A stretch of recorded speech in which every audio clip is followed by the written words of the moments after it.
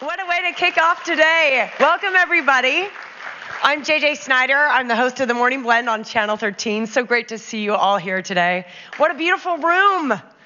The Cabaret Jazz. I'm filling in for Sean Tempesta today, and lucky me, because this is the 16th Conversations with Norm. Attaboy, Norm. And as you know, you're here today because today's conversation is with master impressionist and all-around brilliant entertainer, Gordie Brown.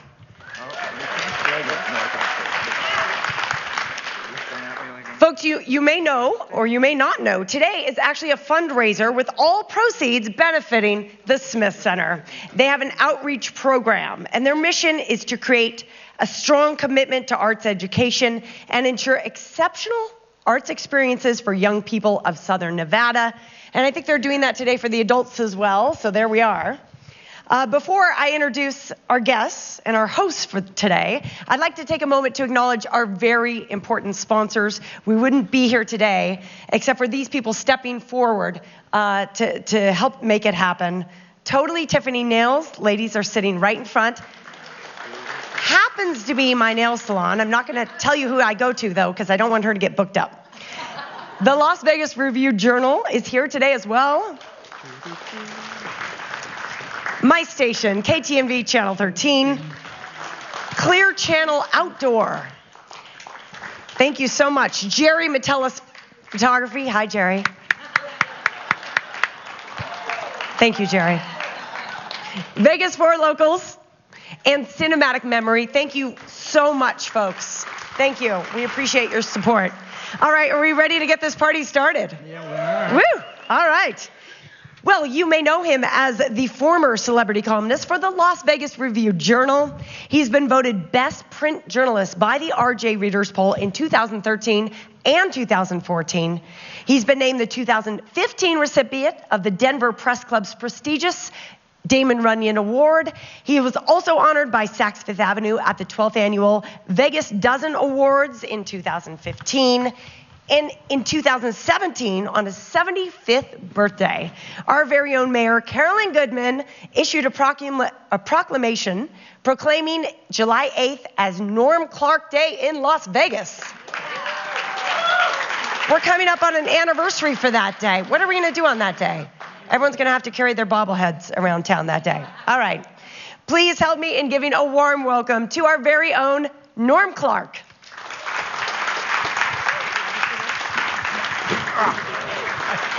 Ta-da!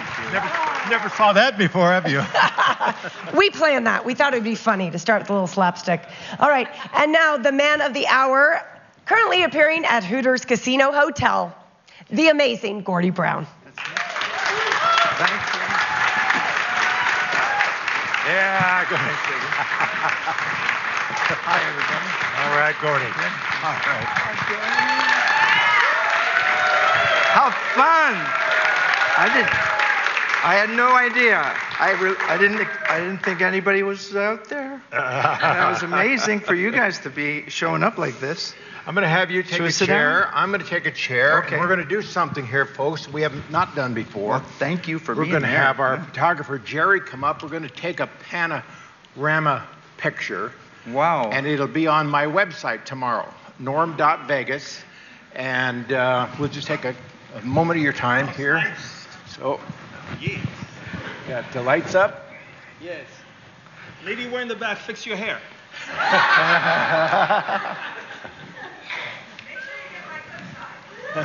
You have one? Oh. Oh! Just kidding. It's going to be a long day.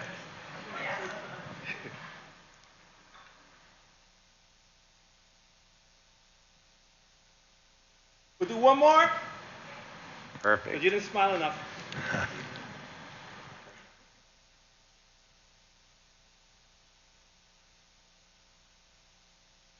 Thank you. Thank you. That's awesome. Well, welcome to the show, everyone. I want to thank Gordie for being a part of this program. It was mentioned that this is our 16th show, and I think we're about at $120,000 that are going to the kids' programs here at the Smith Center. Wow. We're really proud of it. Our guest was born and raised in Montreal, and his grandparents immigrated from England. Gordie grew up not far from where Celine grew up, but you guys didn't meet till... Not Dion, though, but much later. there was a girl named Celine. Yeah. She was beautiful. Oh, you weren't clear No, Celine about Dion, that. yeah. Describe your parents and their professions. My mother worked in an egg factory where she put eggs in cartons in the little, what we get in the grocery stores there.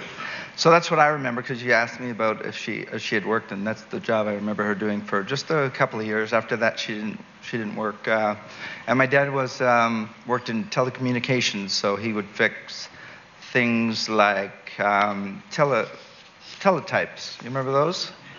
Yeah. Well, we were in the newspaper business, you and I, so those PMTs that come through, and they all come through on the teletypes. So I was like, there's what my dad fixes, because I never really knew. I remember being in the newsroom of the Miles City Star in 1963 when the JFK bulletin came over the assassination. The teletypes are certainly a part of our lives. Yeah, you wouldn't have known had my dad not fixed that machine right there. Yeah, that's right. Yeah. That's a long commute from Miles City to Canada, by the way. But his dream was Oh, yeah, that's right. Well, my dad's dream was to be a ball player, and he was really damn good at it, because he would show me all the newspaper clippings while I was growing up all the time, and he said, your mother made me quit. But that's me right there. So I'm like, oh. So he said, I could have been a big-time pro ball player. I think he said he was drafted, too, by the Montreal team, but somehow love makes you go another way, I guess. Yeah, I bet that happens a lot. So like every other Canadian boy, and maybe some girls as well, hockey was a big thing in your life? Yeah, certainly, because my dad was always forcing us to keep it on that channel. But stick hockey, I mean street hockey. That's absolutely. There's if you ever played hockey, we played it not only in the winter, we played it in every season we had out there, and I remember always going as soon as you would have breakfast, you would get out there, lunch, get out there, but it would start first thing in the morning on a Saturday when you're not going to school, but I threw up in my mouth a lot. Oatmeal. Everybody. I never knew. It took me a long time to get why that was happening, but it was because as soon as you finished your breakfast, I would go out there and start chasing that ball down, or a piece of ice, because whatever we had, we used back in the day. Sure. If anybody grew up like that, sometimes you didn't have a goalie net. What you had was 2 cut pieces of snow, and then the car would come by, and then when you did have a net, you go car, and you go get the net and move it. That was fun. Those were like, nice memories for me. Who was your favorite player growing up? Oh, the favorite player was definitely Ken Dryden, goaltender, number 29, Ken Dryden, and that number sounds familiar. Yeah, he was the first person I stalked, because I loved the guy so much. So it was before emails. So I was trying. Once I got the Montreal Forum address, I would write the forum and write him letters, fan letters and stuff. And one day I got a postcard back from him. Please don't write me anymore. And so when I saw that postcard, I was just so excited, and I think I got that connection of what a hero means to you, and what a hero really can mean to you, and inspire you. And he did. So I was a terrible goalie, and he was a tremendous talent. That when I grew up and had kids, my firstborn, I named him after him. So I named him Dryden. So, and now my son's 24 years old, playing at the links. He does DJ stuff on the links. Yeah. At the link. So that's kind of cool. You had a scrapbook also. Oh, that scrap. Yeah, your heroes. So every picture I could find of Ken Dryden, I would cut carefully along the parts I want. And then if you looked at that scrapbook today, which my sister has back in Canada, because I left in a hurry, every page is "I love you, Ken Dryden. I love you, Ken." Yeah. What a bromance, huh? Yeah. Yeah, I got to meet him later. I don't know if I told you, but I did get to meet him, and I actually showed him the book, and he's like, "It's time to go. You got to go. Yeah, get this guy." It was at a book signing and stuff, so he's all right. I could see he already signed my name, because I actually knew how to sign his name. I could still, to this day, I'm sure I could absolutely replicate his name. It just appeared in my head again. I know how to make every letter he does. Yeah. You were born to be a stalker. I was zoned in on the guy. I was very zoned in, and that's all I saw was how great he was. Kind of like you kids today with Flurry. Number 29, by the way. Yeah, that's right. Yeah. So talk about your mid-teens. What was the parts I can? Okay. Yeah. I'm glad my pillow can't talk. I never knew what that was. Oh, you want to hear a riddle? Okay, I'm getting off topic. I never knew what anything was. No, my parents never talked to me about sex or anything, and I would be like, why does that feel good when I press down a little bit on the pillow? So my brother's bedroom and I was this wide. There's not kids here, is there? Oh, no, right? I can't see out there. So it was this wide. So it was like a prison area, like one bed here, and same type of beds, I guess, as in prison, never been, but very squeaky with the metal and the springs. And I swear to God, my brother's in the next bed, and all you hear in my bed, I don't know, all you hear is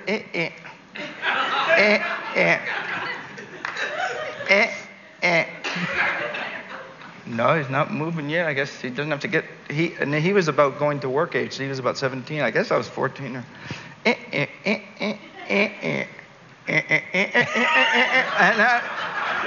so a few seconds later, it didn't take long back then. Anyway, and I'm like, oh, I got away with this. Like, I don't know why, it just feels so good, but whatever. And then my brother gets up and goes, so it was just so weird that I thought he didn't hear a thing. And then later we had a chat about that. So this tooth isn't real. No, anyway. Don't do that. I think we went off script there a little bit. I did. That's what happens. I see in pictures, and I brought up my pillow, and I go, we're old friends. Okay. Sorry, Norm. That's quite all right. You hear that sound? Yeah, just stay there. Just avoid it. When did you get the entertainment bug? Were you in your teens? That was it. No. I'm like, apparently your brother was entertaining. Yeah. Then a year later? Oh, a year later I auditioned.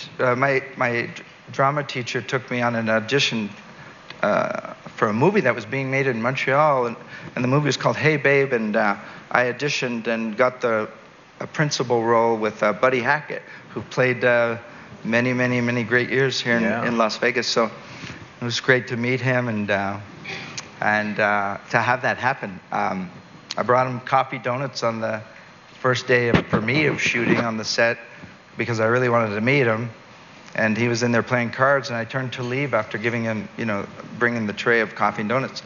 And he asked me to stay with him and his manager, and we were chatting, and he had no idea that I was in the movie. He thought I was the coffee and donut bringer guy, but so that was really cool. And that only just came out, I guess, 5-10 minutes into the conversation, and right away he was giving me, advice about show business and stuff. So. Did he ask you what you wanted to do? Oh, yeah. So Buddy said, what do you want to do when you grow up? That's how he found out. He said, so what do you want to do when you grow up? And I said, I want to be an actor, and I want to be a comedian. I said, and I'd like to be able to, I want to sing. And he says, can you do all those things? Oh, and I said, and a cartoonist. And he said, can you do all those things? And I said, no, not yet, but one day I will. And I just knew that one day I will. And in life, when I was talking with Norm, when I was telling him that story, only did I realize that I have done now all those things. So it's like, see ya. No, I hope not.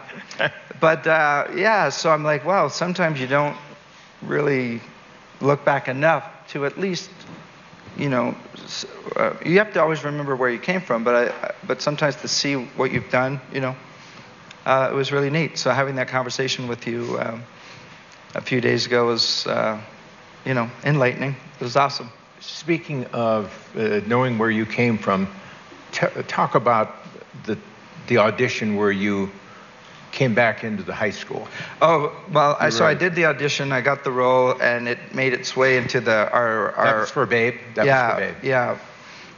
It made its way into our newspaper, and somebody read it in the Montreal Gazette or Star, I'm not sure. But at school, I just showed up for school, and by the time I got to the gym, everybody was sitting on the floor in the gym, and when I walked in, they all stood up, and I didn't know what was going on. They were all applauding.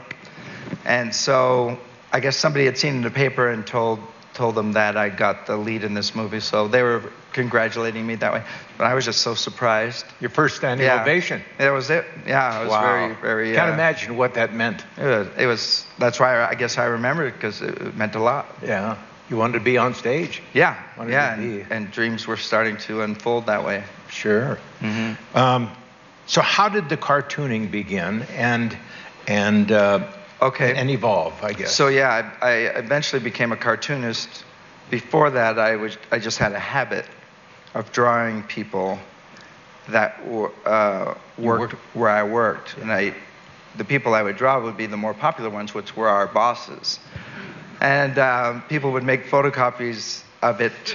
I guess it was me who started it, but I didn't sign my name on who did the drawing.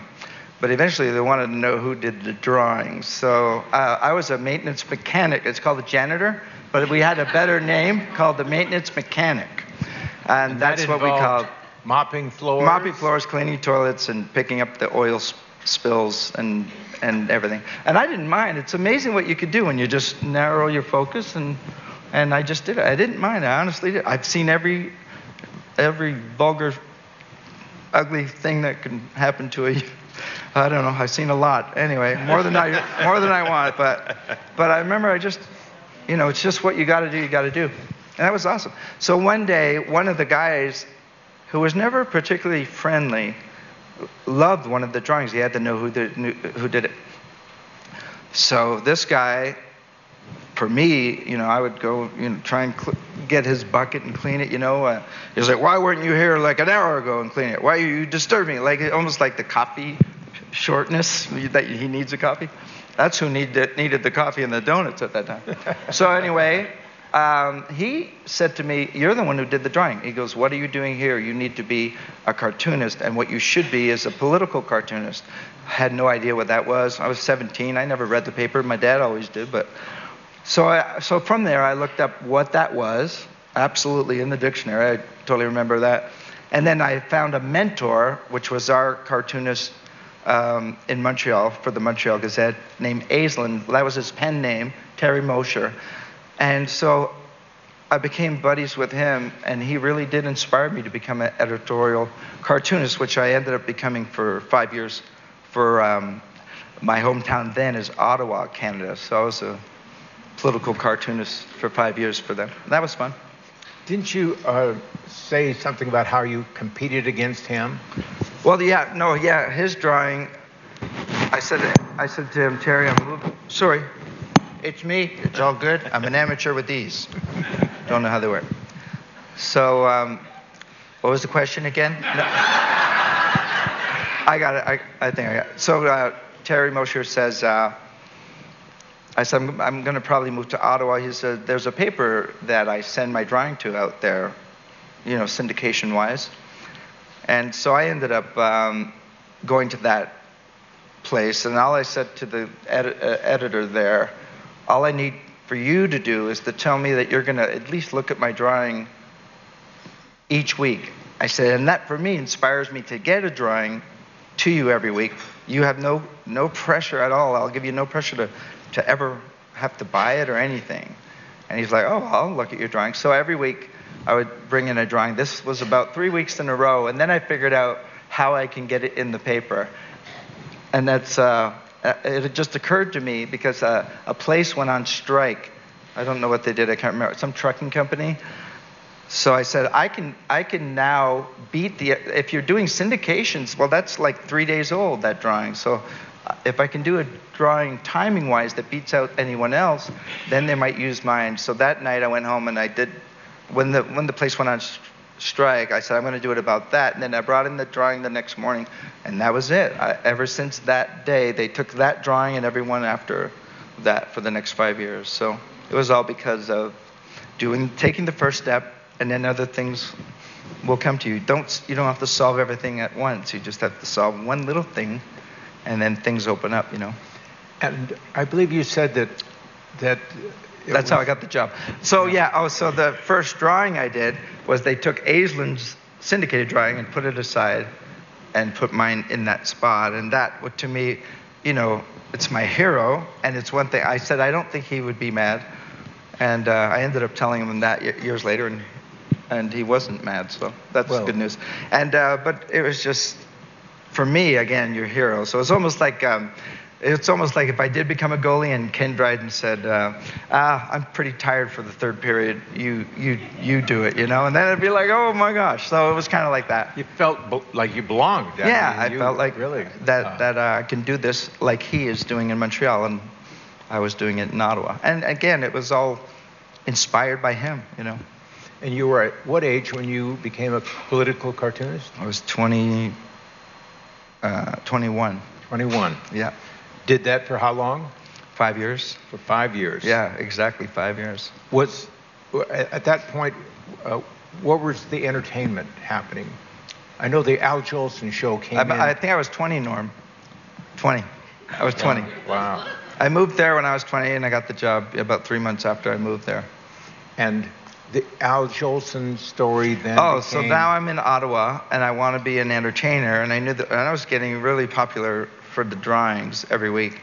Like I was supposed to do one editorial cartoon, but the next thing I was on the sports page. So then I had the sports page, then I had an entertainment page, and then I was drawing for Andy Rooney. You remember him? The great Andy Rooney. So I would draw for his syndicated column, but for our newspaper. So they had me in the newspaper, a lot. And they were just so great to me, so great to me. In fact, the publisher had a private club he would go to, kind of like why we like, going to a private club, watch the piano, sing around the piano. So this is a company party that they're having there just on a Saturday night for the Herald. Well, I brought my guitar. I could sing. This is something how I got like a night gig. And it was because the publisher had me at his private club doing this thing. So I did it for like nothing. And then the next day they offered me a job to do weekends for like $50 each time I would do it. So that started the entertainment. And it was great because it was because of the newspaper.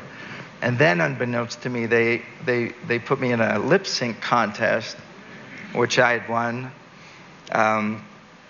First year I did Elvis lip syncing, which is great because, you just have to keep the lip up the whole time and move your lips. Let the real Elvis do all the stuff. So the next year after that, I said, well, they asked if I'd do it again. It was at Barrymore's in Ottawa. It's a famous place. A lot of stars that do rock and roll have played this very famous stage there. So the next year I did Michael Jackson. So that was 83, and that's when Michael was doing the Billie Jean. So this by now might be 84. So it's a year after that. It took me a little while to learn to moonwalk, but I knew how to grab my crotch already. Yeah. So Al Jolson. So now I'm doing some entertainment in Ottawa because of the exposure in the newspaper. I started getting jobs doing entertainment. So now I'm pretty popular doing this place that I was playing. And we were always busy, which was wonderful. And so I said, well, now the next step is I need to go to Toronto, I thought. Then it occurred to me not to go to Toronto, just go to LA. Why start up there and then restart again and have to close it, So I got to LA, but what the real send-off was, there's a movie called The Al Jolson Story, and it's in 2 parts because it's 2 hours and then 2 hours. So I saw that because I'm a night owl and I was up all night. I think I was drawing for the paper. getting ready, watching the movie, and I saw how Al Jolson loved to entertain, even at the cost of his family or love at the time. Because she was like, why, come home? No, I'm going to, why do you always have to have people over around the piano? And so I'm like, that's kind of, I related to that, you know. I love that fact that he had, number one was to entertain, number two was maybe love, you know. And so for me, that's how I felt. So I had just gotten to my first relationship where I was no longer a virgin, and my brother applauded that. And this girl I was leaving behind, and I could feel like people's energies, and you never want to hurt someone, and we've all been hurt, and I did not want to hurt her, but I just knew I had to go and entertain. It was because the Al Jolson movie really affected me that way. It made things clear to me what I needed to do. But it ended up that you know, we got back together once I got here, and she's not been with me ever since. No, she's still a best friend, and we stayed together, I guess, 7 years, 8 years. And if you, instead of going to Toronto, you went to... Yeah, so I went to Vegas. Before that. No, I went to... Nashville. Driving here, you mean? Yes. Oh, yeah. So I packed up the car, never been to the border before, and I don't know what's going on, but I could see what the guy's asking questions of people in front of me.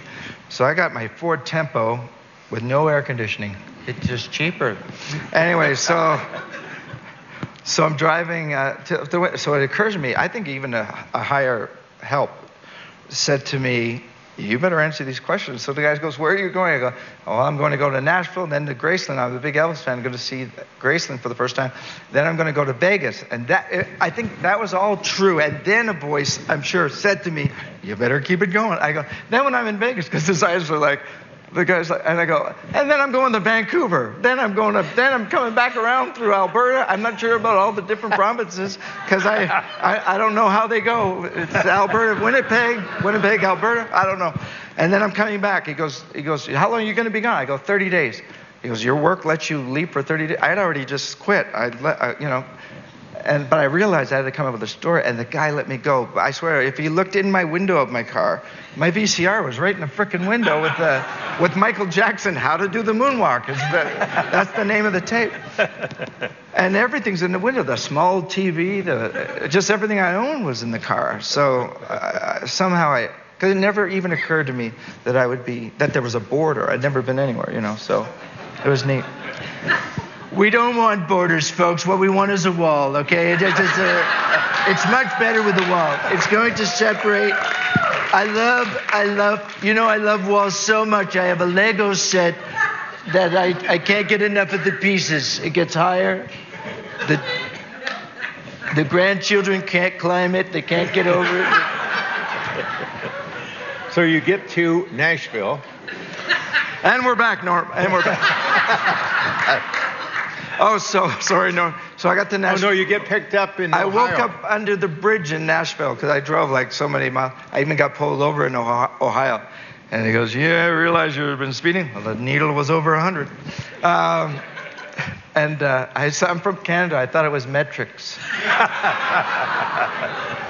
So I said, I'm trying to get to Memphis tonight. He goes, well, yeah, you're not doing it. You can't be going that speed. I could take you to jail. But I just signed up with AAA, and somehow they have something system at that time where they took care of things. So that was cool. So anyway, I woke up under the bridge. I said, enough with the eyes falling asleep. So I'd never had the radio on the whole time there. This was just day one of the trip, 18-hour driving. So then I turned the radio on the next morning to leave to go to Memphis because I want to see Graceland. And so to hear the accent from down south come on the radio, that got me so excited. Like, wow, people are speaking now with an accent. I'm almost there, boy. You're gonna get down there real soon. Then an hour. It was about 2 hours later. I was passing by. I seen Elvis Presley Boulevard and got off of there, and I felt amazing. I was seeing the house for the first time. It was in a hotel, and in the lobby, somebody had rented a room where they just came up with these karaoke machines. And this machine was $500. Well, I left with it. I only had $3,000. Now I had $2,500 because I left with the machine. I used to have a band at home, but before I left, I made everything on a cassette in case I had to go and get a job, like in case I got a job. And to do my act, I knew I wouldn't have a band. Well, things have come full circle. And so I knew I would have to use a cassette. So I went in there thinking they might have cassettes because you got to sing to track to do a karaoke tape. So when they had the machine, I was like, I got to get one of those, and that was exciting. So I'm glad I didn't have to go through the border with the machine. It wouldn't have fit in the car. So the karaoke was to do your rehearsing at home? That's another thing. I had to get a mailing address, too, to get it sent to a hotel. So that was kind of interesting. Yeah. So your first Las Vegas gig? Yeah, we're just going to bypass the tour in Graceland. Anyway, we all love Elvis, and it was really a great tour to see. The only disappointing thing I saw when I was there was his pool table was scratched the hell out of it, and I was like, Elvis would have fixed that, you know, like with Elvis, man, get it done. I don't care, just put a new top on it. So it never occurred to me that people, you know, use it after hours and stuff, but I was disappointed that it was just all ripped up. Oh, yeah. Yeah, if I saw the TV with the bullet hole in it, I mean, that was fine, you know.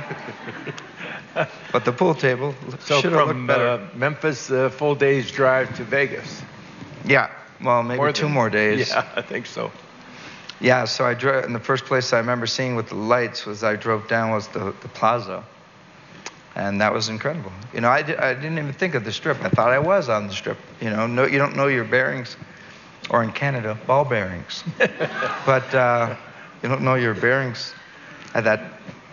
You know, I wasn't seeing life that clear. I was in a dream world. It all felt like a dream. Like, you know, when you see the things that you've always envisioned seeing, and then it's just so awesome. Like I say, Norm, there's a part of me that still hasn't grown up yet. It's still there. And I like that. How long before you got your first job then? Well, everyone said no, and then I had to go back home. But it was about 8 months.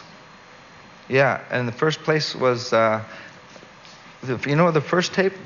Before I left, a fan of mine said, I never even thought about looking up entertainment directors. Didn't really know what one was. And there's a gentleman by the name of Gino Maneri, and I got one name. And it was Gino Maneri, and I gave him the tape, and he was so nice to me. He was just terrific. And he didn't look at the tape, but I remember giving it to, and you know who looked at it? Bonnie Sachs, and she looked at it 8 months later.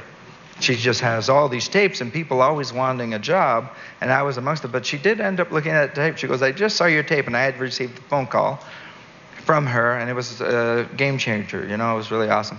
And she said, well, come to Vegas. Because I wasn't here anymore. I was back home.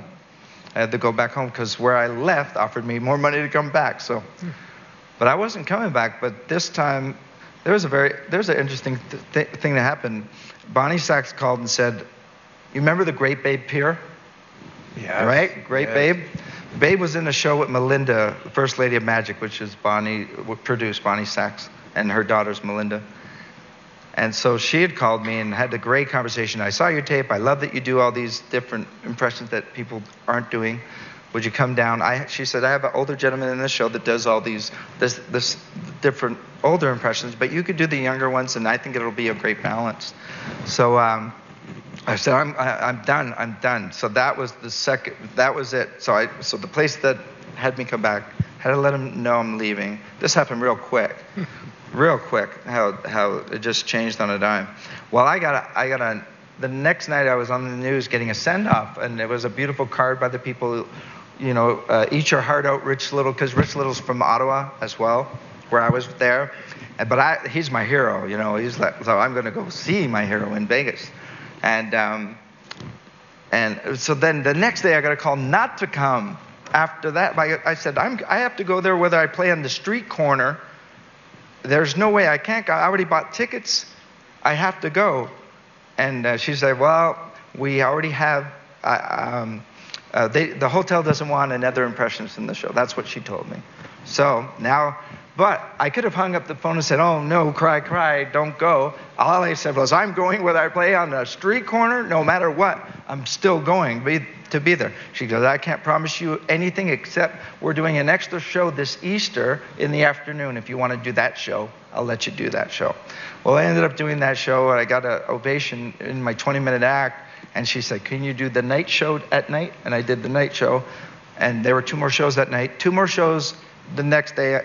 The next day were 2 more. And then she said to me, would you stay in the show? And then I stayed in the show for 2 years, and with a contract. So I say to you, just keep taking that, step forward, because that was, who wouldn't have just hung up the phone and told everybody I'm not going now, But my mind just said, whether I play on a street corner, I'm coming. Gordie, I think this might be a good part for us to put you back on your guitar. Oh, yeah? And do you recall what your first impression was when you came to Vegas, or what? Which was the Canadian Prime Minister, which didn't go over well. No. It was Brian Mulroney. I'm Brian Mulroney from Canada. Who is this guy?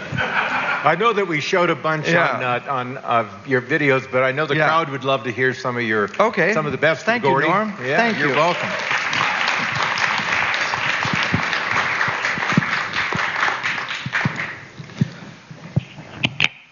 Mind if I have a few words before I give the mic to that jackass? My name's Jack Nicholson. I want to say what a pleasure it is to be in this great company of folk. And I mean that. When Gordie first came to town, the guy was a bit of a stalker and would hang out with Rich Little and wanting to meet the guy that inspired him the most. And he finally got to do that. And Rich Little was kind enough to bring him up on stage one night in between shows over at the Landmark, wonderful hotel. And he did a duet with his friend Rich Little, and it was To All the Girls I Loved Before, and it went a little like this.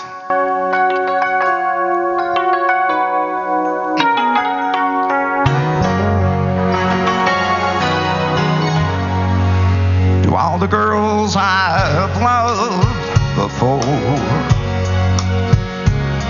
who traveled in and out, mostly out my door, I'm glad they came along. My best friends are Cheech and Chong. To all the girls I've loved, Rich, to the girls who care for me, who fill my nights with ecstasy, they live within my heart, will always be a part. To all the girls I love, to all the girls I love, and the tongue beware. I love me more, yo, yo, yo, yo, yo, yo, yo. Thank you, everyone. Thank you, Rich. It's my show, Gord. Get off the stage. Yeah, he still is fantastic. It's good to have heroes. Norm, I'm not used to having people behind me, but there you go. Man. Let's see. Been working on. You've heard a bit about the Owen Wilson I've been working on. Man, this guy's teaching lions how to roar. Wow. Wow. You shot at De Niro. Look at me. Are you looking at me? He always has those questions. Are you looking at me? It's hard to see if you're looking at me. Are you looking at me? Look at my eyes. You see my eyes? No, you don't. You cannot see my eyes. That's the trick question. Look at my feet. Look at my hands. Sammy, is this a test? Oh, boy. Let's see. Yeah, so I'm at Hooters now. That's interesting. I was promoting the place on I think it was maybe JJ's show, right? Morning Blend. Yeah, it was JJ's like. So I think I was doing George Bush. And she says, "Can you do Trump?" So I thought, okay. So I was going to use Trump. I turned to the guy. Trump is going to say, "Come on down to Hooters. It's going to be fantastic. There's 2-for-1s.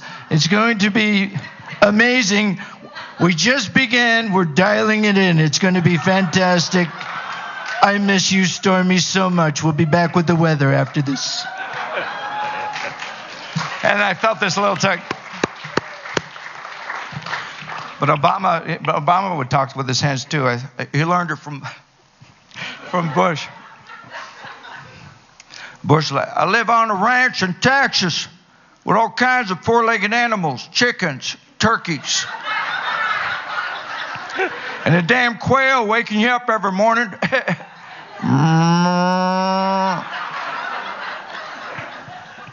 Obama talking, "Hello, everybody. I know y'all out there are sick and tired of seeing American jobs being sent overseas, but y'all need to understand is that's where the workers live." Hello. Anyhow.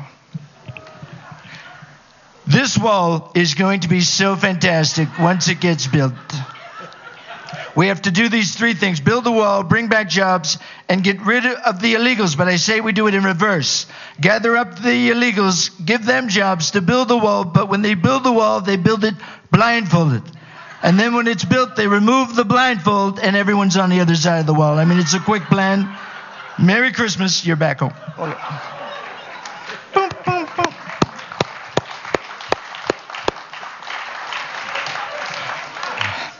Thank you, Norm. I only came back here because of you, because I don't want to be behind, Yeah. But that's a good look. I could work. Maybe if I just work from right here, Norm. Sure. Right over here. Oh, water's your friend. Cheers.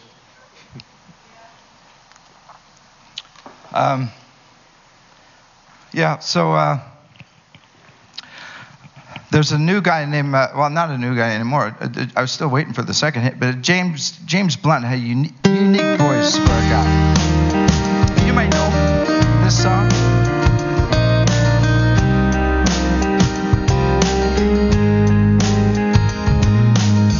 My life is brilliant.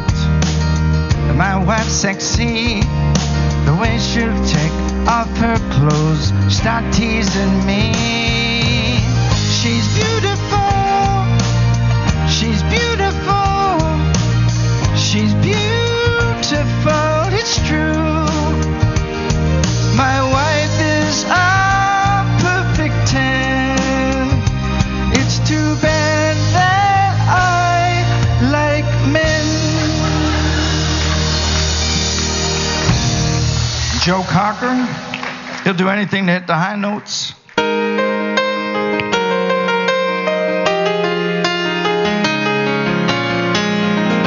You are so beautiful to me. Can you see? Not the good seats anymore, are they?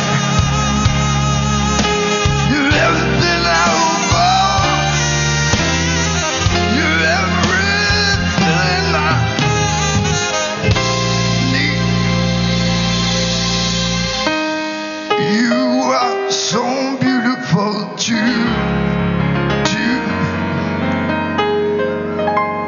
me. And you are. Let me do a modern day hammer, okay? A modern day hammer. Ain't got shit. My money is now all gone. 30 million, what went wrong? Tell me, I need to know. How did the hammer go broke? Used to be the king of rap, now I teach aerobics class. Stop, work it off. Hammer time. Well, X-nay on the vanilla ice. It's amazing. The rap stuff is working. I'll do Eminem for you. A little Eminem. Look, if you had one chance, one opportunity to raise money for these kids like this man's been doing, what a blessing, what a soul, what a heart, don't you know? You come to my show, I'm like this in the front row, going back and forth like that. It's my only move, it's my go-to. I had it, I lost it, I should've never let it go. I had it, I lost it, I should've never let it go. Dude, you're a white guy, you're overshooting it. First of all,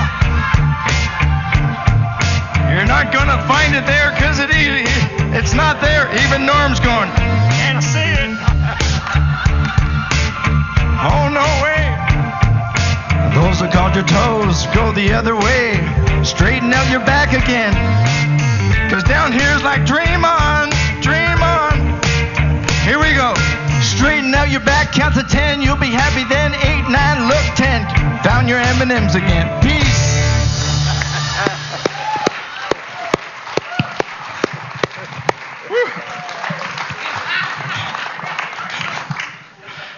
Gentlemen, this is what after 50 does to you. That's it, unless you take that beautiful color pill. Smurf. Yeah, so Norm's like, get to the guitar. I didn't tell you, Norm, I don't even play, but you'll find that out in a second.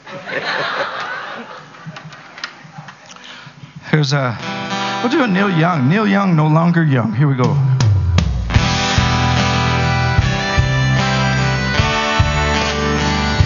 Oh.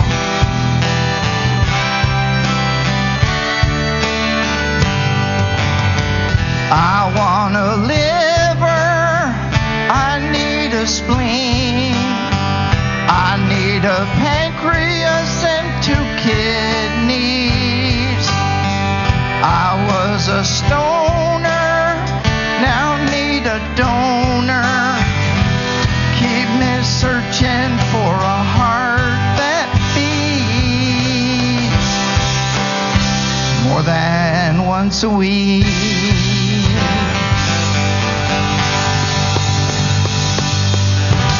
We'll do Bob Dylan too. Bob Dylan lately.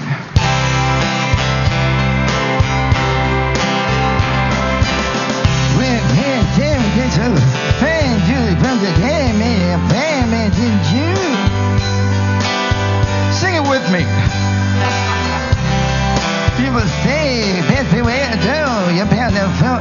Just the women now. Can you? Even Ozzy Osbourne's in the crowd going, what the hell did he say? I don't know one word coming out of his mouth, man. Last time I had a Quaalude was with Zoe Bowie. We were on a ship and I got the boat sinking. And he said, we're still at the Sahara. How does it feel? Who's asking? It feels amazing. I can't feel my toes. I can't even. I love moonlight in the daytime. Now we both are stoned.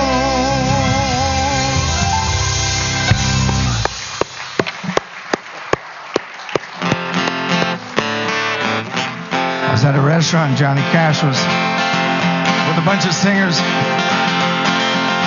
clearly not happy with the service. When is that waitress coming back again? Brought my chips and salsa, well, I haven't seen her since. My mouth's on fire, fire, fire. I need water fast. One for my mouth, another for my eyes. 6 pence, spot the waitress. Here she comes, but there she goes again. Waitress shows up and the bare naked ladies let her have it. It's brown. 1 week since you looked at me, waved my arms in the air and you ignored me. 10 times I was calling you. Take my order now, be sorry. Think I started with a steak, huh? Well done, and some pepper for the flavor. I hit the steaks are really great to marinate. While I wait, don't think I hesitate to try the chicken Caesar. If you wonder why I'm making such a fuss, those people just arrived that got served before us. Maybe next time you will answer me. And a Coke and not a Pepsi. Tracy Chapman sticking up for the waitress. You got a big mouth. Shut it now if I were you. Don't make a big deal. She can go spit in your soup and that's not the way I want my ham. Just shut your mouth, just shut her, Jack. Oh, shoot, she's coming back. Sure enough, Chris Isaac's paranoid. What a wicked thing I see, floating in my minestrone. Got a roach in my soul. Chili Peppers are like, flick it away, flick it away, flick it away now. And Ozzy going, pass it to me and Zoe, we'll smoke the shit out of it. Come on, Zoe, it's gonna be, what do you mean it's not that type of roach? James Brown starts choking. Chicken bones stuck in my throat. Aerosmith gave a mouth to mouth, girl, mouth to mouth. But Meatloaf looks at James and goes, I would do anything to save his life, but I won't do that.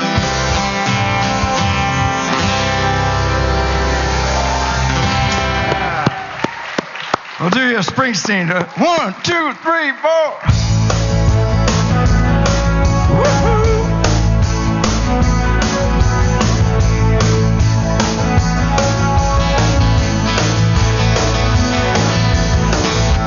Internet dating, that's how I met this girl online. Downloaded her picture. I'm like, yeah, this chick looks fine. So picked up some flowers and I met her at Starbucks. I took one look at her. I made a dash back to the truck.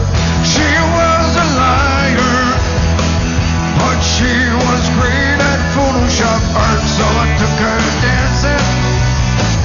But I made sure we made love in the dark.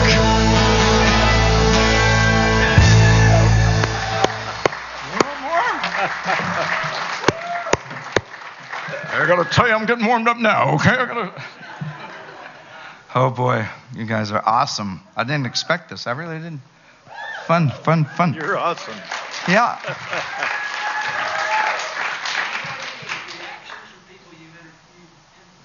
Oh, yeah.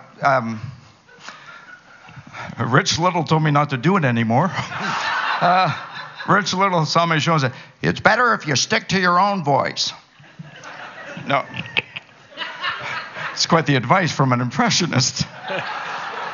Hey, Gordie. No, he's been Did your dad tell you that at one point? Oh, yeah, my dad told me. Yeah, he's told me, knock it off plenty of times. Too much. But he said, yeah, once I was singing an Elvis song, and he pounded on the door. He's like, sing in your own voice. That's all I heard. I guess I was pissing off big time. But I guess I didn't like the Elvis. You know, just sing in your own voice. So it's amazing. Sometimes you get advice and you do the complete opposite, right? Which is how we end up growing up. Rebelling that's my rebelling. You wait until I do more voices, Dad. You know, with every voice, I got him back. Oh, he ended up being my biggest fan, yeah. So he was here a lot at the shows, and it's great. It's great, huh? When life is great like that, you know, when they come around or somehow. Yeah. Thanks for asking. You know who else? Gary Shandling saw me once. He's no longer with us, but he was. You know when you play at this incredible place in Hermosa Beach called Comedy Magic Club. So this is where Jay Leno plays every Sunday. I think to this day. Hey guys, hey, it's fun to be back at the club. Hey. So I got to meet these guys there, and Gary Shanley was getting ready he was hosting the Emmys, and I remember him trying out the jokes. So he'd be like, so and then she took the bath and not the shower. How's that? Should I try that one tomorrow night on the Emmys? Should I try that? So he kept every joke he did. He would just throw the card away, or just, oh, that one's a keeper. They like that one. So I went on stage after him. And so I'm out there. So the first thing I do is I come out there. So, my first impression, Gary Shanley. So I make my face like him. I go, whoosh. So thanks, everyone. Thank you so much. Getting ready for the Emmys. And grab the menu off everyone's table. There has a menu. I grab the menu. I go, so 2 hot dogs and some fries. Should I keep that one? Is that a keeper? Is that... Oh, look at the Coke over the Pepsi. This is always a winner. Always a winner. Gonna do that. So I hear Gary go, that's not funny. And just like that, I go, Gary? I said, they told me you left. He goes, that's not funny, and I don't look like that. And I go, would you come up here? And he comes up here. And he comes up here, so he comes up like this to me, like this. So I did that, and he goes like this, and I did that. We just mirrored each other. And he liked it so much that we did it every night for the week. Actually, he was getting ready the whole week, so and I was playing there the week. So we did it every night for the week, and I was videotaping, so it's on video, yeah. So that's cool. I love the guy. I thought his work was amazing. And heart even bigger. So God bless Gary Shanley. Thank you, Gord. Just don't do the face. I do not look like that. He's doing jokes up there like I'm addicted to cheese. Here's a Vegas joke. I'm more backed up than Hoover Dam right now, huh? If you're going to pull my finger, bring a friend. Hello. Thank you, Ed. We got Ed McMahon out there. So anyway, I guess this is the part where you call me back normal, or I'm off doing more stuff here. Come on back and join me. All right, buddy. All Gordie. Right. Thank you, everybody. That was awesome. Thanks, buddy. Fabulous.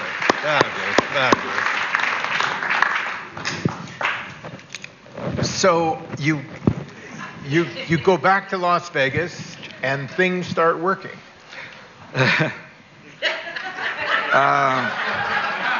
Man, I got to remember where I am now. I'm still in the nightclub with that man right there. It was a pleasure working with Melinda and Bonnie Sachs. After that was with Dick Foster, another incredible producer. Yeah. Great guy, incredible great guy. And you wanted to meet Paul Anka, if I remember. Those were those early days. You know who helped me a lot back then too was David Sachs. He's a great producer, and David was like 16 or 17 at the time. So I'd already worked on my act myself and wrote it myself. And I remember David trying to come up with ideas for me and stuff. And he actually went to the store when I had first got here. So I had no furniture or anything, but we went to, because actually the second time I flew here. So we went to the grocery store. I bought one of those beds that you lay outside in the sun with. I don't know what they're called. I can't remember, but so that's what I slept on was, where the straps go through it. So, and one knife, one fork, one spoon, one bowl. God, life was so much simpler than when you got married and they had we have to have this now? So I remember David was just such a great help early in the beginning. So what was so here's the thing. So I said, David, I got to meet Paul Anka, So I just the best way I thought was to hail a cab, take me to Paul Anka's house. Because he lived here. He had a house here and one in L.A., but he was playing here. So I knew he had to, he was probably staying in his house. So I dressed up in a suit, had my guitar in a case, and I got in a taxi. And the guy was from Pakistan. I don't know where he lives, but I got friends. So he got on the thing. 1 Adam 12 to Paul Anka. The guy says he knows him, and he's going to his house. I don't care if it's a gated thing. Give me the goddamn code. I'm at the gate now. Please open the gate. I don't want to come in. Ding dong, the witch is not dead. Come on, open it.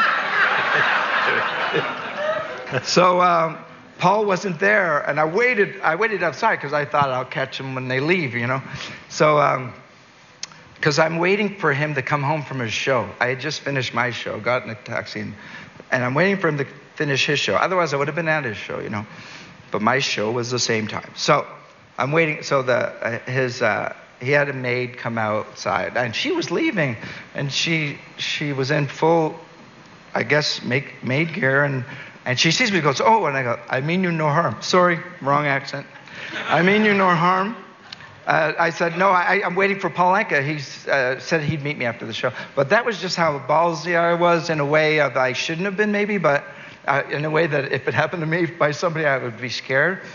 But I could explain the duct tape. Anyway. I said, my guitar lock doesn't work. No. So my mind was just like in dreamland. I wanted to meet Paul, like the same way I guess I met Rich Little. I wanted to meet Paul and play him my songs, thinking that he would like my music, and then he'd ask me to open for him or something like that. So Paul wasn't there, and she was such a beautiful lady. She said, oh, if Mr. Anka is coming back, I didn't know. He told me he was flying home right after the show. And then I was like, oh my gosh, he's flying home. And I was like, no, she invited me in. She goes, I'll have you inside and make you a sandwich. And I was just like, oh no, I realize now that he must have forgot, and I'm sorry. And I said, it's okay. And so it didn't end there. The stalking did not end there, but that was just day one of what happened. And eventually I got to meet him, you know, and he signed the, you know, what's that thing where you're not allowed to have people in 200 yards of you?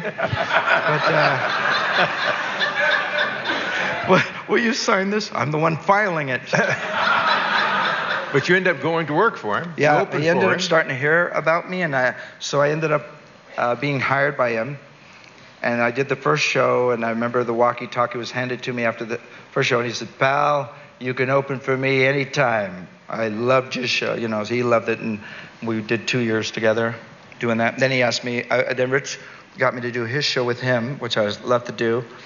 And then when Rich's show was coming to an end, Paul, you know, went back out with Paul. So that was like dreams coming true.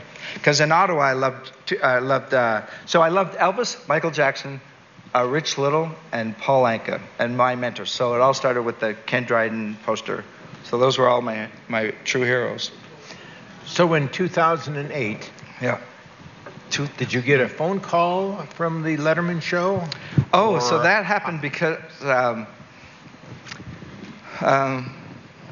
Letterman was doing a show on having Impressionist Week. So he's having different impressions. I think I only got on because the great Danny Gans said he wasn't going to do it. I think I never heard about that. I only heard about that maybe last year or something like that. But back then, I was hearing that they want me on the show. So I ended up getting on the show as who didn't ever want to be on Letterman. I sure did. So that was a dream come true. In fact, it led to more work. Celine Dion was watching, and Renee. Unbeknownst to me, but I found out once they hired me, that's how they hired me. They saw me on the show, and they said, that's going to be the guy that opens for us, or that's who we're going to ask. She was getting ready to go on tour. Yeah, she was going to do her North American tour, 2008, yeah. I think there's a girl here named Tanya. She did the tour as well with me. She was my assistant. She works here now. And when I saw her earlier, it just brought me back to 8 months on the road together with the great Celine. And we all know how genuine she is. And if you say seems, boy, she just is. She's incredible, that lady. And so was Renee, God bless him. So one day you got a knock on your door? Which, you mean after I did the show? When you were on tour, she showed up? How I do I have any, moments where Celine, she came to my dressing room in a robe once, and I guess I was being cheeky, and I went, and I said, Celine in a robe, that's always been a dream of mine. And she goes, and she leans in, and she says, if you touch me like this, I will smack you like that. And the rest of it? And if I tell Renee, your ass won't be back. So she was a sweetheart. To this day, you saw she endorsed, she gave an endorsement to me for my tape to help continue getting corporate work and stuff. So she's been incredibly supportive, and I'm grateful for it. What did you learn about Celine that most people might not know? That might have been it. No. It's her sense of humor. She's unbelievably funny. She has, we all know her as the greatest voice a female could ever have, and at least I sure do. So free and so through the soul. Sorry, it's just me knocking. Sound guy's going, please. You told me she loved Elvis. So here's the thing. So she loved Elvis, but So, okay, if you want that as it. But also, her comedy is great. She has such great timing. So she's a funny character person, as she tells it. But to have the timing, which is unteachable, boy, she not only has it for music, but also for comedy. Yeah. So she loves Elvis. And she found out that I had his ring, and I showed it to her, and she loved this ring that I wear. Not all the time, but on special occasions I wear. And I'm very blessed to do so. This is a ring that Elvis had owned and wore and designed. And we all know the film Elvis, That's the Way It Is. We know the black leather outfit, 68 comeback special. After that, he did Elvis, That's the Way It Is, which is now on Blu-ray. No, I'm just kidding. I don't work for Sony. But he was wearing the ring on his pinky, and it meant a lot for when I got it, to be able to wear it in Vegas. Because when you're in Ottawa or Montreal, you just have those dreams of being an entertainer like Elvis, the way, just in the entertainment business, and to have something that was his, that he had once worn in his prime. It meant the world to me when I got it. So I think Norm appreciated the story when, as I told it to him, when I got it, as much as I did. Well, I love the story. Yeah. I think the audience would just love to see if you would just show it to them. Walk up there and pass it around. It has to come back.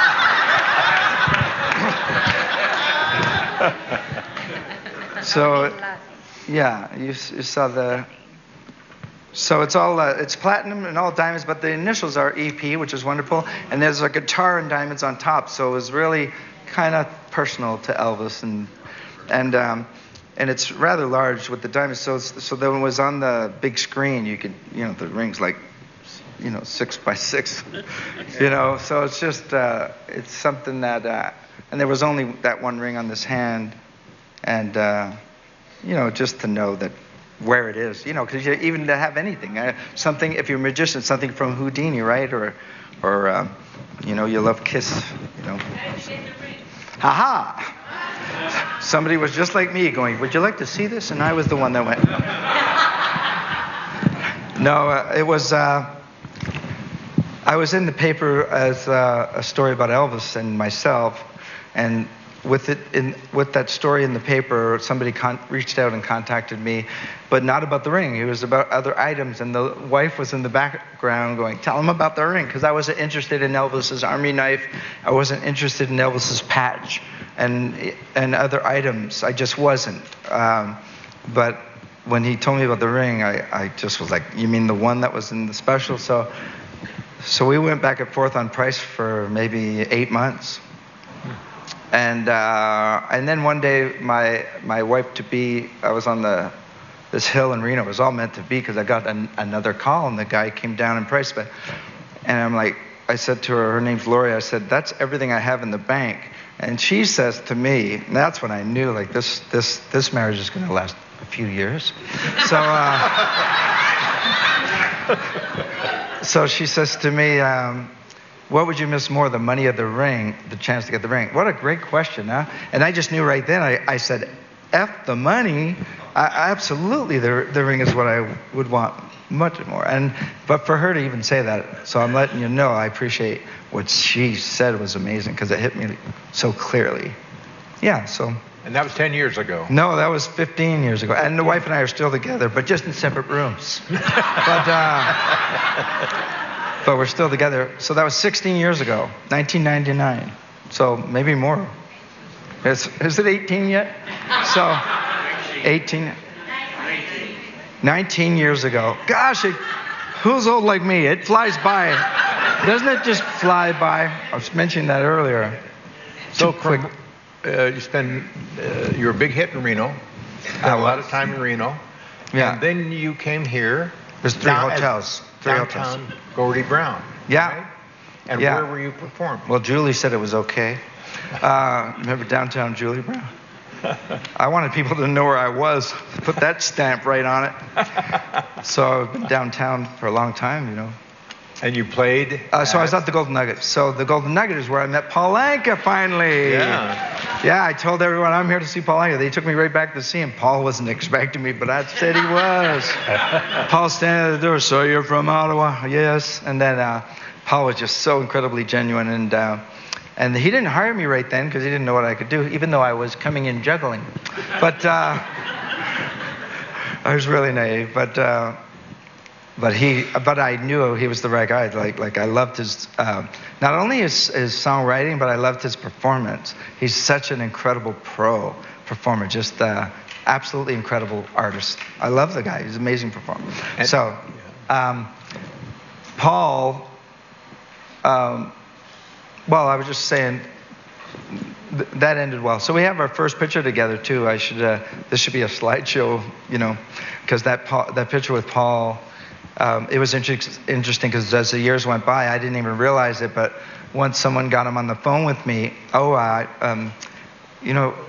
McNall, he used to own the LA Kings, got Paul Anka on the phone, and I was like, Paul, do you remember where I met you? I was in this dressing room where I have the picture of, and I said, it's now my dressing room, and they just named the showroom after me where I met you. So all those special, incredible moments in my life were hard to believe that were real to me back then. Yeah, when they happened. Who would you say influenced your life the most? Oh, well, definitely my perception of Elvis. I'd say that because it's all what you put in your head, you know. Elvis made me want to keep working at being an entertainer. Rich Little made me want to learn more voices because I would have more opportunity to have variety within the comedy to help the comedy along. I never really loved voices as much as, except for that reason. I think I've fallen more in love with the art of now the process. And with that, I respect Rich in so many ways of having it just down so early on. Like, he's just incredible. So they're almost equally as great. And with those three, including the great Paul Anka for songwriting, and to be like him in terms of a command, an audience, those three would be amazing. And Ken Dryden, you know. Early on, love you, man. Goaltender. Yeah, love you too much sometimes. So those are definitely, and somewhere in there, Bruce Lee as well, you know. So, yeah. You have offended my family by not wearing the right shoes with your gi. Okay. Gordie, your mouth don't match your lips. Have you thought about, and don't take this personally, have you thought about retirement? Oh, what yeah. you want to do when you retire? Well, I am taking that personally. No. No, thank you. Yeah, because it's about that time. I never really ever thought of that because my second wife says I count them. And she talks about that a lot, but I kind of don't talk about that a lot. So she did make me think about that. And I'd love, my grandfather used to take me fishing, so I love fishing trout, but I love releasing them after because I'm tired of them looking at me like Jagger going, can you put me back in the water? Put me back in the water, please. So trout fishing in Montana would be great, or the other place I fell in love with is Sun Valley, Idaho. catch them. Amazing. And catch them and release them. Yeah, I want to help that hotel rebuild. There's the lodge that burnt down maybe a month ago. Yeah. So that's got to be rebuilt. So catch them and release somewhere. Maybe fly fishing, Yeah. But I think fishing would be great. Well, Gordie, this has been, one of the things that I'm always amazed at. It's never an accident that people like Gordie make it to Las Vegas, and they have such great backstories, such incredible inspirational stories. And I think we've heard another great one today, and so please join me in saying thank you very much, Gordie. Thank you, Norm. For giving your time. Thank you, everybody. Thank you.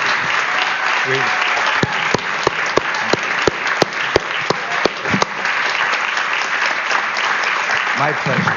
Well, that was terrific. At this point, we're going to go into questions, and JJ will take your questions. So. That's right, folks. If you could raise your hands, I will come run to you. I see a gallon back. I'm going straight back. Oh, we got two gentlemen, actually. Hi, I'm back here. Could you tell me about your any relationship and conversations you had with Danny Gans, please? Yeah, there weren't many, and here's why. Yeah, when you come here, there was no I wanted to be. It was no I wanted to be like Danny. It was I want to make it. And so when I saw Danny do it, that's why I went to Reno, as opposed to coming here. But then I was invited here initially by the Venetian, but the deal didn't go through for another 5 years. So I always thought that I would be friends with Danny. I always. But I would let it unfold when Danny wanted it to. Because it was just the way it is, and for me,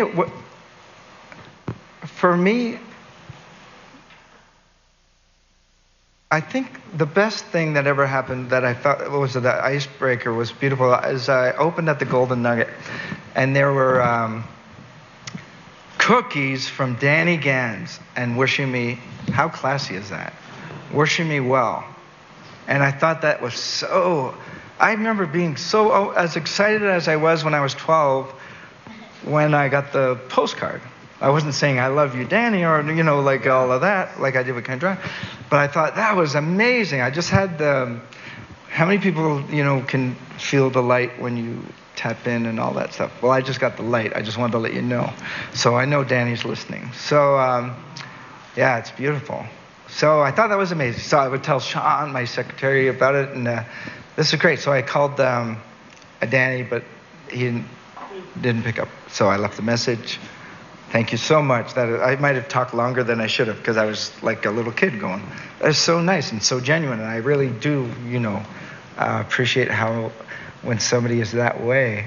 And I received it that way. It was really wonderful. So next thing you know, I felt really good with that. He doesn't not calling me back, but he knows that I really appreciated that. So next thing you know, it's about 2 years later, I think, went by, and I got to give him the award for Entertainer of the Year. Myself, Frankie Shinta. Oh no, it was maybe Frankie, and Lance Burton, and Clint Holmes. So the four of us presented him with the award for Entertainer of the Year, and I think he passed away maybe a year after that. So that was amazing. So now that was the first time meeting Danny face to face, and it was like the ice was broken. It was awesome. It was like whatever that was, it was like awesome. We were just, I think we spent, everyone else went on doing their thing, and Danny and I just almost inseparable at that time. And then I got a message that he had left to go golfing, and I wasn't golfing at that time. And so I had left the message that I'm not golfing at the time, and I think that's where we had left it. And then everything happened too fast. And the day, as we all probably remember, if you're from here, the girl that is here broke the news to me. And I fell to my knees, and I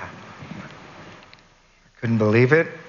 And I had written a song that day, and it was called Live Today, because it shouldn't go by that quick. I know it goes by, but yeah, so I miss him. I love him. I thought he was amazing. And he certainly is, again, a part of my development in terms of also as a impressionist and a stage performer. So thank you, and God bless Danny Gans for sure. And that's a hell of a first question. We have another one. Can you do your famous line dance? My famous line dance? Is that right? Yes. Okay, so Where let you me... step on manure. Oh, that whole... Oh, okay. You want me to do that? Okay. And we're back. All right, Cowboys. All right, thank you, my friend, for asking for that. So to get in the mood, I'll give you my new impression of Josh Turner, okay? So then we'll do the cowboy right after that. Thank you. You got sound out there? Baby, lock the door and turn the lights down low. Put some music on that's soft and low. Baby, we ain't got no place to go. I hope you understand. I've been thinking about you all day long. Never felt a feeling quite so strong. I can't believe how much it turns me on just to be your man. It's hard if you don't have that baritone voice. But that's what cowboys do. They get off that horse and they invented their own way of moving, their own line dancing. And it wasn't, thought up, line dancing wasn't thought by the first cocaine addict going, I feel like dancing, Bob. Come on, let's join me. It was the first cowboy that stepped in it, a big pile of it, and looked at it and said, well, let's hope that comes off. That's where all the moves came from. It's on my boot. It's on my other one, too. Give me a sec, George. Your mother's home. Bow to your brother. Show it to your mother. She just came back. What's on your boot? Let me check. You take your hat, give it a swat. It's on your ankle. I get it, Daddy. Check it. You check it. Cockroach. Another one here, okay? Dinner's ready. You pull up on the belt. Be there in a second. If you go the wrong way, you pull hard, come back around. Went the wrong way, Mama. Let me get this guy a horse. And if you pull too hard, you got John Wayne going off of Brokeback Mountain going, a different type of poker game, lads. All right, Pilgrim. That was for you.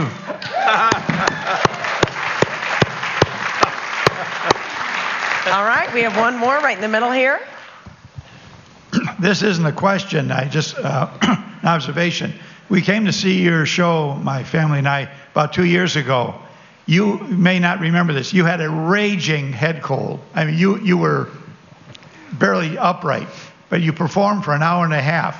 Impressions, songs, the whole thing. And I just want to say we were very impressed. You were a true showman that Thank night. you so much.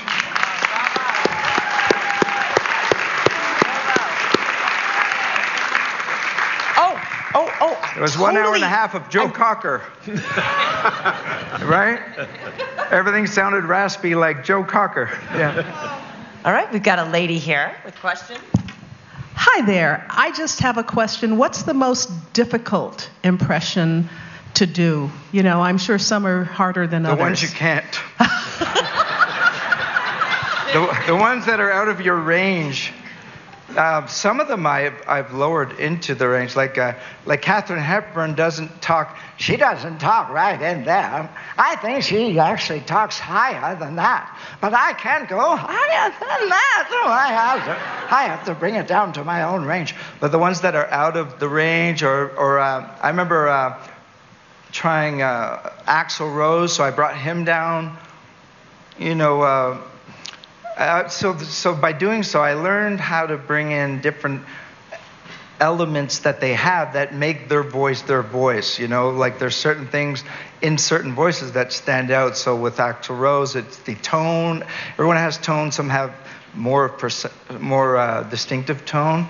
But with Axl Rose, I knew I could take that raspiness and keep it high, but high for me, right? So there was almost a voice that came out there, but a different voice, Christopher Walken, as me. Anyway, let's get back to the other guy that you meant to talk about before when she spoke and asked you the question about when she did.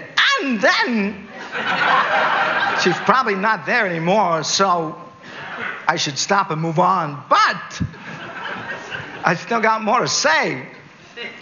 So taking the tone. So yeah, some of them are out of your range, and I would say those are the harder ones to do.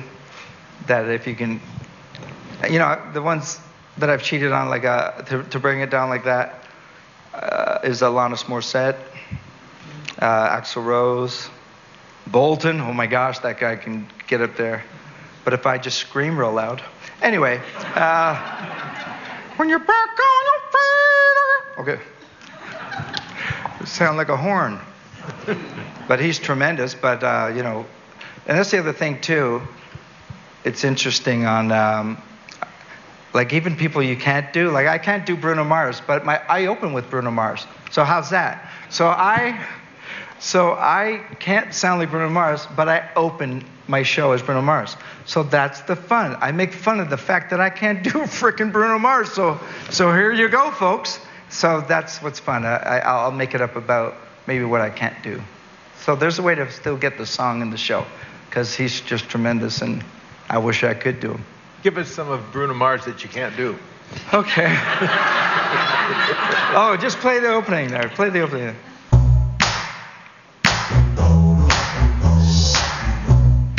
Ladies and gentlemen,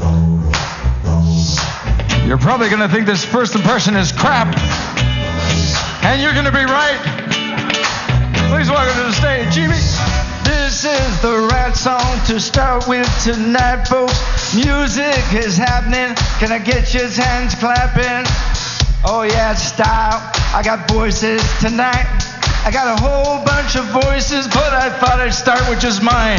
'Cause I can't sound like Bruno Mars. I've tried. That little old guy is way too hard. He's too high. I nearly gave myself a hernia when I tried. And that shit's not funny. Hello, hallelujah. Welcome, hallelujah. Norm Clark, hallelujah. You're really doing good, giving it to you. Love you, Norm. Thanks for being great. Everybody, look, I've got props. I've got a wristwatch. Uptown, funk you up. Uptown, funk you up. And I go like this. Go, Knights, go. Go, Knights, go. Go, Knights, go. Yeah, baby. All right, we've got one more quick question back here. Probably Thanks, our guys. youngest audience member. What's your name, love? Alexa. Alexa, what's your question? I was going to ask if we could do Bruno Mars.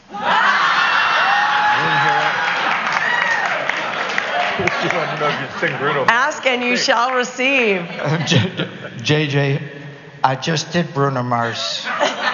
You just did it. Okay, Yeah. we're good then. All right, hit songs, one after the next. I write them up. Okay, I'll do that. Okay, hold on. I give her this. I give her this song. On guitar.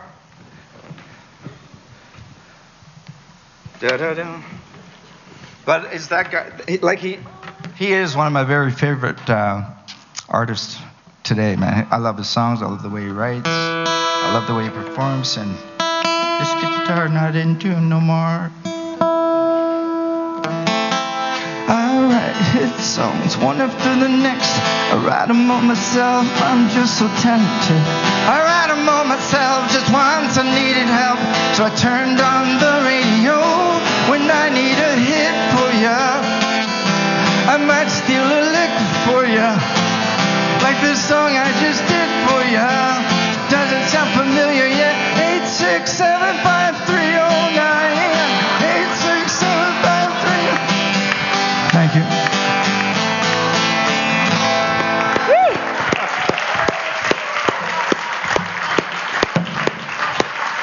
Awesome. Thank you so much. All right, folks, a special announcement. If you take your tickets from Conversations today to the box office at Hooters, now through December 30th, so you have the rest of the year, you will get 2-for-1 tickets to Gordie's show. So hold on to your tickets. Thank you for that. Okay, thank you. That's an awesome opportunity. And we're going to do something a little bit fun right now. We're going to do a little trivia before we go. We have 2 things to give away. How many of you have been to more than 2 conversations with Norm? Whoa. Oh, my goodness. How many of you think you've been to more than 5? Yes. All right. All right. This question might be good for those of you who've been to a few of these. We are going to give away tickets to a show. All right? Masters of Illusion at Bally's. We're going to give away 4 tickets. I have a certificate here, so if you want to see that show, get ready to raise your hand. All right? And I'm going to go ahead, and the first hand I raise, I'm going to run over to you. Tonight is the... Should we exclude him? Can he play? Sorry. You can play with one of your other voices. All right. So not yourself. Tonight is the 16th anniversary of Norm, or this afternoon rather. At the 15th conversation with Norm, there was not just one guest, there was a round table of people. Can you name 4 out of the 5 people interviewed? By the way, speaking of Masters of Illusion, Greg Gleason is here with us today. Please stand up. Hello, dear.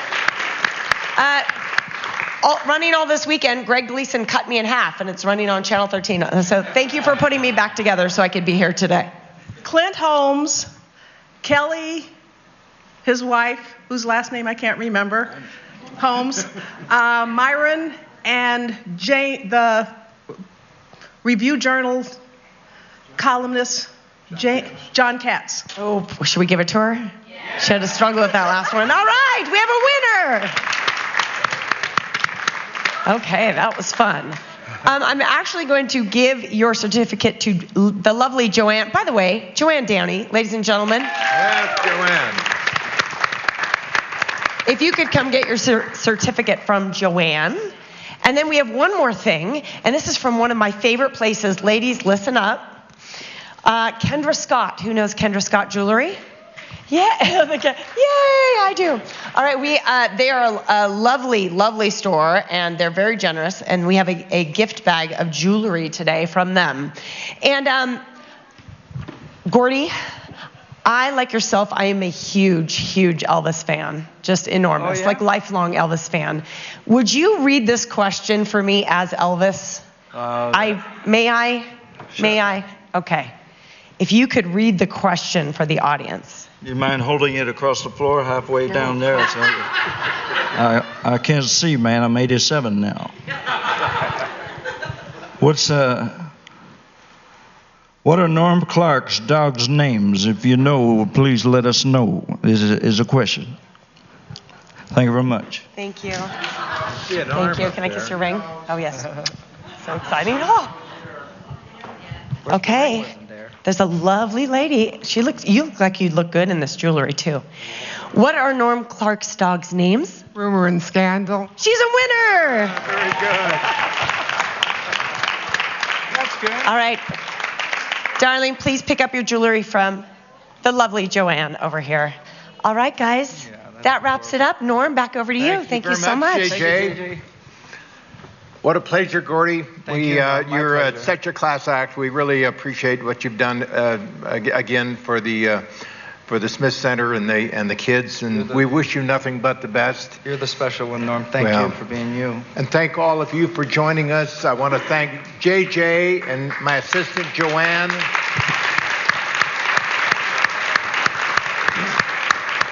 This is, I think we're in our 5th year. And it started when, right after my wife and I got married. Kara, would you stand up a second?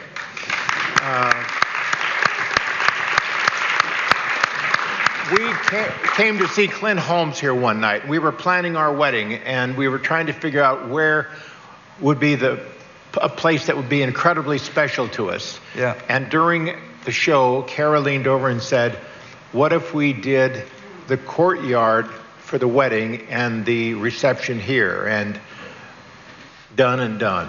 It was perfect, the perfect place. I'm proud to say that I asked Myron Martin, I said, has anyone asked to have the bells and the carillon played during a wedding? He goes, no one's asked. I said, can we have them played? And he said, sure. So every time I hear the bells, it's a very special moment. Aww. We have a very great connection with the Smith Center, and without people like Gordie, we wouldn't have had the turnout, the support that we've had over the last 5 years.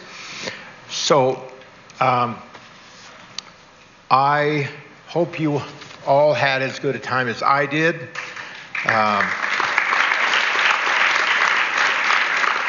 At this time, I would like to thank our generous and supportive sponsors, Totally Tiffany Nails.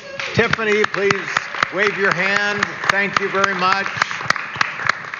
Las Vegas Review-Journal. Ed Cassidy is here somewhere. Ed, I know. Raise your hand, Ed. There he is.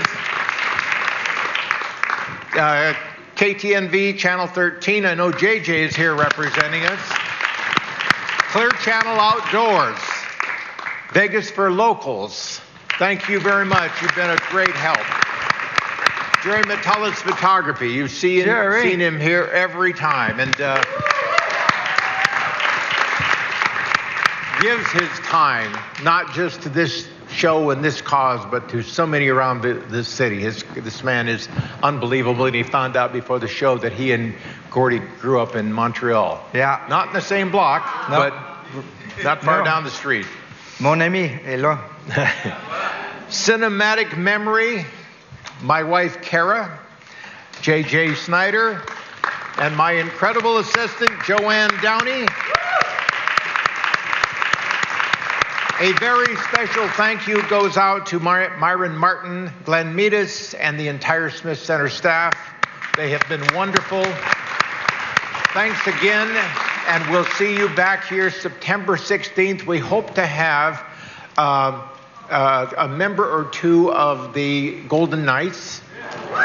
And then in December, I hope to have my autobiography done in October, and I hope to come back and do something special here based on my book, which is going to be at its core about the most inspirational people that I've met in my career that helped me a great deal. And Gordie and I, when we had our lunch, we both talked about if it wasn't for the people that we met that shined the light and believed in us, it made such a difference. So thank you all again for coming out. Appreciate it very much.